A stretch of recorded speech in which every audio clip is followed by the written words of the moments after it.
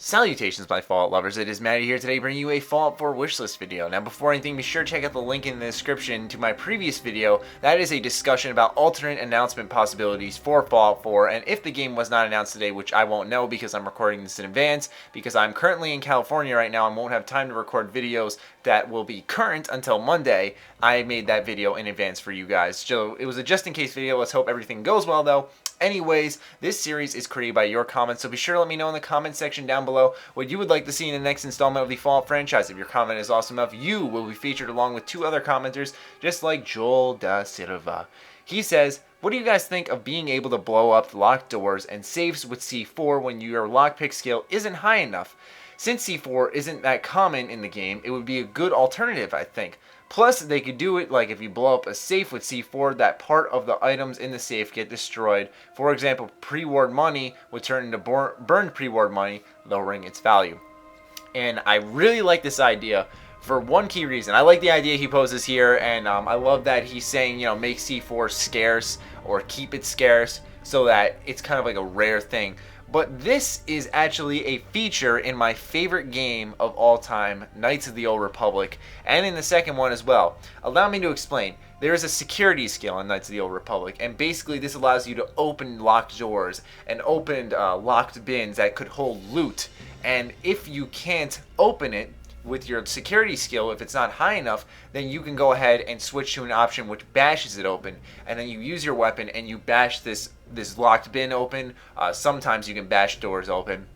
And basically what happens is, yes, you will be able to open this bin, have the chance to get some awesome loot that would normally take skill to do, but if you're successful, chances are you have broken items, and actually when you open it, chances are that the item is actually called broken item, so whatever was in there transforms. So I really like this idea because it, number one, reminds me of my favorite game of all time, but it's also just a very good idea in its own right of how we can put alternate paths in Fallout 4 on how to tackle even the simplest situations, such as picking the lock on a door or safe. So I know that Bethesda is probably totally open to that idea, because for some safes you can either lockpick it or you can go on the computer, type in, you do the whole password thingy, and you can unlock the safe from there. So I feel like this is an entirely possible thing, and I really like the suggestion a lot. So thank you, Joel. Moving on to Publican 90.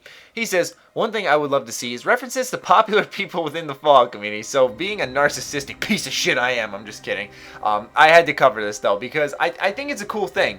And there's nothing better than just kind of showing respect to your fan base. And I feel like it would be a cool way of Bethesda thanking Gopher, Lone Vault Wanderer, etc. Myself personally. It would be cool if they kind of thanked us in a way by like helping these, or not helping, but showing these representatives of the Fallout community in the game, making them just an NPC that you can talk to. I'm not saying get me in there and voice act me or something like that. Okay, that's probably ridiculous. But I'm just saying I think it would be pretty cool if they just showed little references to the YouTube community and the Reddit community and stuff that helped really keep the hype alive for this game before it finally actually was announced. So I think that this would actually be a pretty special thing, and I'm not just saying that because, oh, I have the chance to be in the game. Yes, obviously that's very exciting and whatnot, but I feel like it would just be a way to appreciate your fan base, and there's nothing better in a video game than that. So I'm fully behind this idea, naturally. Anyways, moving on to the final and crazy wish. I'm trying to get a crazy wish in each episode now. I mean, why the hell not, right? This one comes from Tank Jockey 38. He says, pitched this a few times, but controlled FEV to turn into a Deathclaw, like werewolves in Skyrim. It's a little cliche, but who doesn't want to be a Deathclaw running around killing things?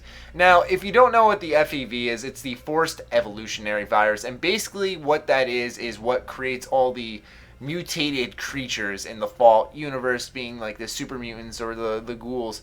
And basically I think it would be cool if they made this big ass side quest line. I forgot what it was called in Skyrim, what the guild was that you joined, but make this big quest line and this is your reward. You start experimenting with the Forced Evolutionary Virus again, and you figure out a way to control it, and you inject it in yourself, and you can turn into a Deathclaw, or you can turn into whatever. I think that would be super, super awesome, and naturally come with the perks and disadvantages of being a Deathclaw.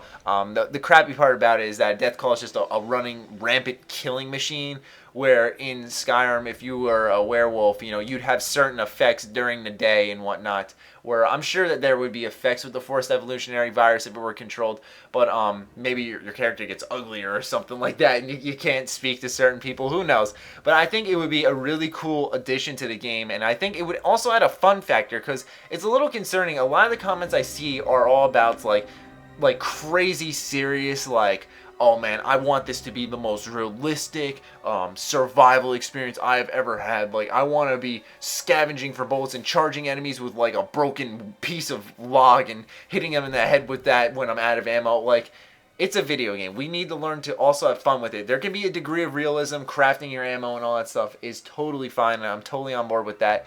But to a degree, we have to be a bit reasonable and realize that we also want to go in there and have fun, not rage at the game because we can't survive and get into certain areas. It is an open world game. Bethesda wants you to explore the world they crafted, and they're not going to have the living hell killed out of you for you to not be able to explore it. So yeah, anyways, those are your 3 wishes. As always, be sure to let me know in the comment section what you would like to see in the next installment of the Fallout franchise. As I always say, if your comment is awesome enough, you will be featured in this video along with 2 other commenters. Be sure to follow me on Twitter, like me on Facebook. Other than that, my Fallout lovers, stay sexy, stay active. I love you all. Peace.